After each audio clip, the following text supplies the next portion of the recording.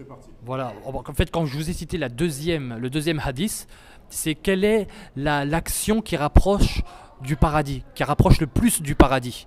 Voilà. Point d'interrogation. Et là, il y a la réponse qui est donnée, c'est la prière à l'heure juste. Ensuite, c'est la bonté. Cette vidéo, je Ok. demande aux personnes qui vont regarder la visionner, ou plutôt la visionner, excusez-moi, d'être pacifique. C'est un ex-musulman, il est en train d'exprimer ce que lui, il avait appris quand il était musulman.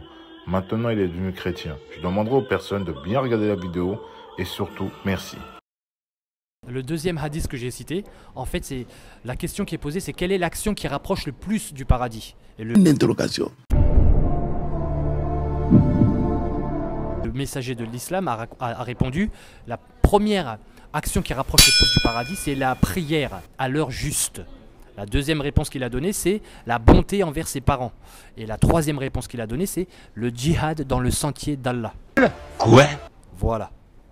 C'est ce que je voulais dire. Voilà. Voilà, c'est obligatoire. Alors là, il y a la sourate 4, 95, où Allah, il va récompenser d'un grade d'excellence et de supériorité ceux qui vont combattre. Et ceux qui restent à la maison, eh ben, ils vont avoir une récompense qui est moindre. Ils vont être récompensés du... Bon, parce qu'ils croient quand même en Allah et en son messager, ils font le ramadan, ils font le pèlerinage, ils font d'autres commandements. Mais si vous allez voir dans la sourate 2, la sourate 8, la sourate 9, vous allez voir que Allah fait des reproches à ceux qui restent à la maison. Il fait des reproches. Allah veut que les musulmans combattent et soutiennent le prophète dans le djihad. Il veut qu'ils le soutiennent. Ça sous-entend qu'aujourd'hui,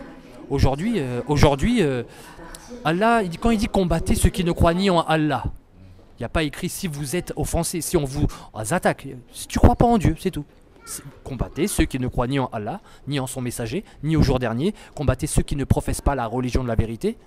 Ceux qui ne professent pas l'islam doivent être combattus. Il n'y a pas écrit à condition que seulement si vous combattent. Non, il y a écrit ils ne professent pas la religion de la vérité, combattez-les. Parmi ceux qui ont reçu le livre, les chrétiens, les juifs et les chrétiens.